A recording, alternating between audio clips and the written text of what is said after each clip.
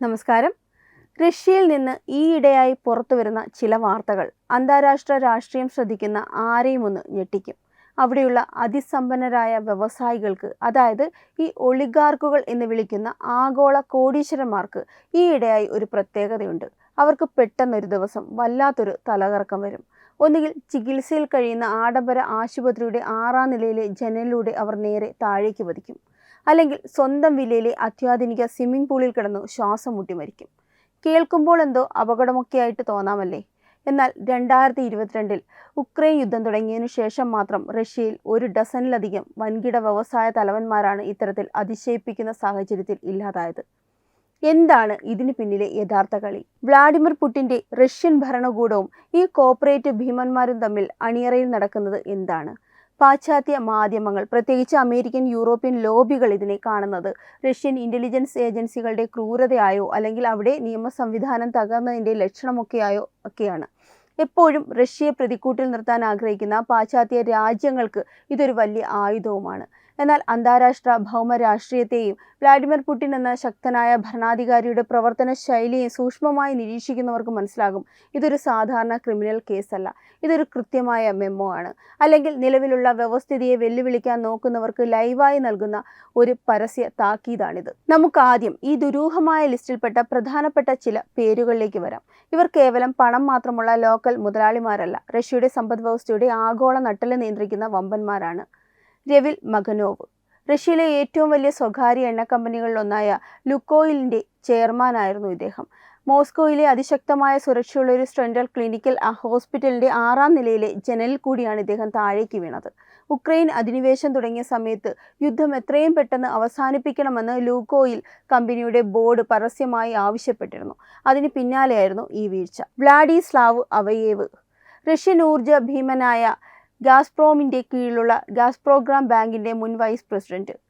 പുടിൻ്റെ സാമ്പത്തിക ഇടപാടുകളിൽ നിർണായകമായ പങ്കുവഹിച്ച ബാങ്കാണിത്. മോസ്കോയിലെ ആഡംബര ഫ്ളാറ്റിൽ ഇദ്ദേഹത്തെയും കുടുംബത്തെയും വെടിയേറ്റ നിലയിലാണ് കണ്ടെത്തിയത്. കുടുംബത്തെ കൊന്ന് ഇദ്ദേഹം ആത്മഹത്യ ചെയ്തു എന്നാണ് ഔദ്യോഗിക വിശദീകരണമെങ്കിലും പലർക്കും ഇതിൽ സംശയമുണ്ട്.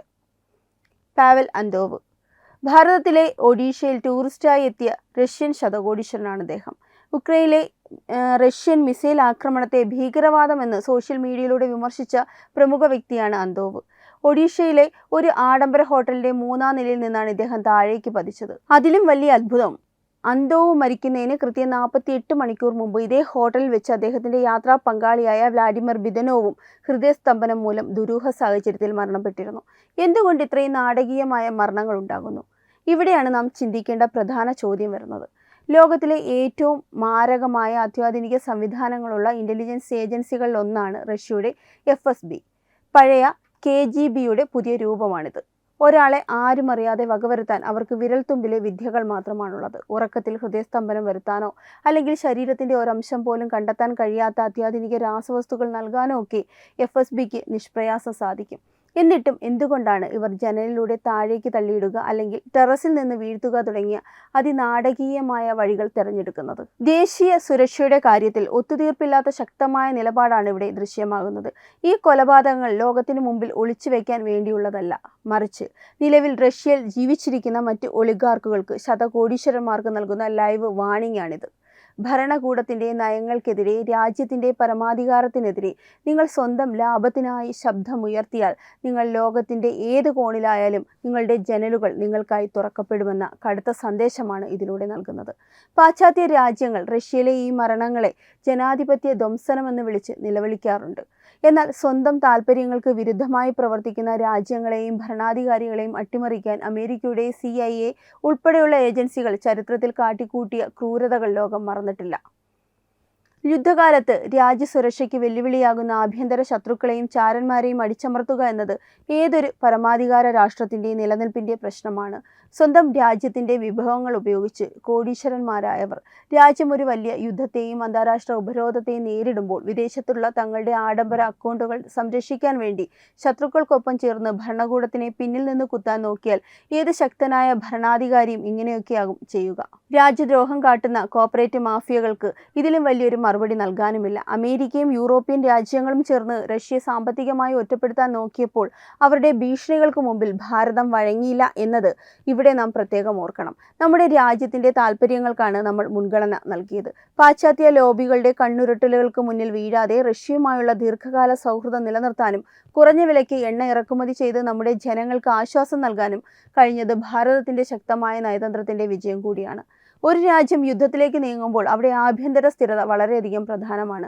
അകത്തുനിന്ന് തന്നെ വിള്ളലുകൾ ഉണ്ടായാൽ രാജ്യം തകരും. അത് ഭരണാധികാരിയായ പുടിന് കൃത്യമായി അറിയാം.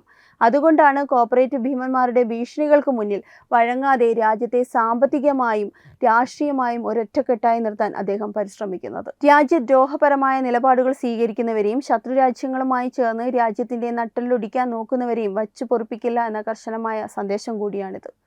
വിട്ടുവീഴ്ചയില്ലാത്ത ഈ നയം തന്നെയാണ് അന്താരാഷ്ട്ര തലത്തിൽ വലിയ ചർച്ചയാകുന്നത്.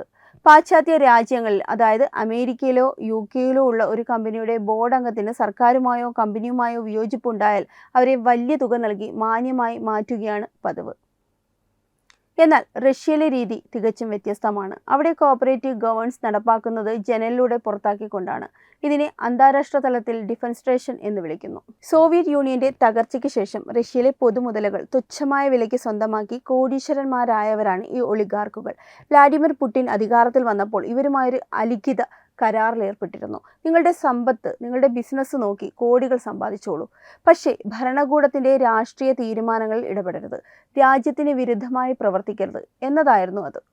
എന്നാൽ 2022 ഉക്രൈൻ യുദ്ധം ആരംഭിച്ചതോടെ പാശ്ചാത്യ രാജ്യങ്ങൾ റഷ്യയ്ക്ക് മേൽ കടുത്ത സാമ്പത്തിക ഉപരോധങ്ങൾ ഏർപ്പെടുത്തി. ഇതോടെ ഈ ശതകോടീശ്വരന്മാരുടെ വിദേശത്തുള്ള ബാങ്ക് അക്കൗണ്ടുകളും ആഡംബര കപ്പലുകളും റദ്ദാക്കപ്പെട്ടു. തങ്ങളുടെ ബിസിനസ് സാമ്രാജ്യം തകരുമെന്ന് കണ്ടപ്പോൾ ഇവർ പുടിൻ്റെ യുദ്ധ നയതന്ത്രങ്ങൾക്കെതിരെയും രാജ്യത്തിൻ്റെ തന്ത്രപ്രധാനമായ നീക്കങ്ങൾക്കെതിരെയും ശബ്ദമുയർത്താൻ തുടങ്ങി. ഇത് റഷ്യയുടെ ദേശീയ സുരക്ഷയെയും ആഭ്യന്തര സ്ഥിരതയെയും ബാധിക്കുന്ന കാര്യമായതിനാലാണ് ഭരണകൂടം കർശനമായ നടപടികളിലേക്ക് കടന്നതെന്ന് ഭൗമരാഷ്ട്രീയ വിശകലന വിദഗ്ധർ ചൂണ്ടിക്കാട്ടുന്നു. സ്വന്തം ലാഭത്തിന് വേണ്ടി രാജ്യത്തെ ഒറ്റിക്കൊടുക്കാൻ മടിക്കാത്ത കോർപ്പറേറ്റ് ഭീമന്മാർക്ക് ഇതൊരു വലിയ തിരിച്ചടിയാണ്. റഷ്യൻ വ്യവസായികളുടെ ഈ ദുരൂഹ മരണങ്ങൾ ആഗോള ബിസിനസ് രംഗത്തും വലിയ ചർച്ചകൾക്ക് വഴിവെച്ചിട്ടുണ്ട്. റഷ്യയുമായി വ്യാപാര ബന്ധത്തിൽ ഏർപ്പെട്ടിരുന്ന വിദേശ കമ്പനികളും അന്താരാഷ്ട്ര നിക്ഷേപകരും കടുത്ത ജാഗ്രതയിലാണ്. റഷ്യൻ ഭരണകൂടത്തിൻ്റെ ശക്തമായ നിയന്ത്രണത്തിലുള്ള ഒരു വിപണിയിൽ ബിസിനസ് ചെയ്യുമ്പോൾ ഉണ്ടാകുന്ന രാഷ്ട്രീയ റിസ്ക് എത്രത്തോളം വലുതാണ് എന്നുള്ളത് ഈ സംഭവങ്ങൾ തെളിയിക്കുന്നു. അതേസമയം പാശ്ചാത്യ രാജ്യങ്ങളുടെ കനത്ത സാമ്പത്തിക ഉപരോധങ്ങളെയും ഉപദ്രവങ്ങളെയും കാറ്റിൽ പറത്തിക്കൊണ്ട് റഷ്യ തങ്ങളുടെ സാമ്പത്തിക തന്ത്രങ്ങൾ മാറ്റിക്കൊണ്ടിരിക്കുകയാണ്. ഇന്ത്യ പോലുള്ള ശക്തരായ സുഹൃത്ത് രാജ്യങ്ങളുമായുള്ള വ്യാപാരം വർദ്ധിപ്പിച്ചുകൊണ്ട് തങ്ങളുടെ ഊർജ്ജ പ്രതിസന്ധി പരിഹരിക്കാൻ റഷ്യയ്ക്ക് സാധിക്കുന്നുമുണ്ട്. അമേരിക്കയുടെ യൂറോപ്പിൻ്റെ ഭീഷണികൾക്ക് മുമ്പിൽ വഴങ്ങാതെ സ്വന്തം രാജ്യത്തിൻ്റെ താൽപ്പര്യങ്ങൾക്ക് മുൻഗണന നൽകുന്ന ഭാരതത്തിൻ്റെ ശക്തമായ നയതന്ത്രമാണ് ഇവിടെ എടുത്തു പറയേണ്ടത്. റഷ്യയിൽ നിന്നുള്ള കുറഞ്ഞ വിലയ്ക്കുള്ള അസംസ്കൃത എണ്ണ ഇറക്കുമതിയിലൂടെ നമ്മുടെ രാജ്യത്തെ സാധാരണക്കാർക്ക് ഇന്ധനവില വർധനവിൽ നിന്ന് വലിയ ആശ്വാസം നൽകാൻ ഭാരത സർക്കാരിന് കഴിഞ്ഞു. അന്താരാഷ്ട്ര സമ്മർദ്ദങ്ങൾക്ക് വഴങ്ങാത്ത ഈ നിലപാട് ആഗോളതലത്തിൽ ഭാരതത്തിൻ്റെ അന്തസ്സ് ഉയർത്തുന്നതാണ്. റഷ്യയിലെ ഈ ജനൽപേടി കേവലം ചില വ്യക്തികളുടെ മരണത്തിൽ ഒതുങ്ങുന്ന ഒന്നല്ല. അത് വ്ലാഡിമിർ പുടിൻ എന്ന ശക്തനായ ഭരണാധികാരി തൻ്റെ രാജ്യത്തിൻ്റെ ആഭ്യന്തര രാഷ്ട്രീയത്തിലും സമ്പദ് വ്യവസ്ഥയിലും പുലർത്തുന്ന സമ്പൂർണ്ണാധിപത്യത്തിൻ്റെ തെളിവ് കൂടിയാണ്.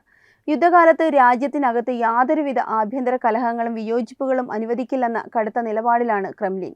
രാജ്യത്തിൻ്റെ അഖണ്ഡതയ്ക്കും സുരക്ഷയ്ക്കും മുൻഗണന നൽകുന്ന ഏത് ഭരണകൂടവും ഇത്തരം നിർണായക ഘട്ടങ്ങളിൽ ശക്തമായ തീരുമാനങ്ങൾ എടുക്കാൻ നിർബന്ധിതരാകും.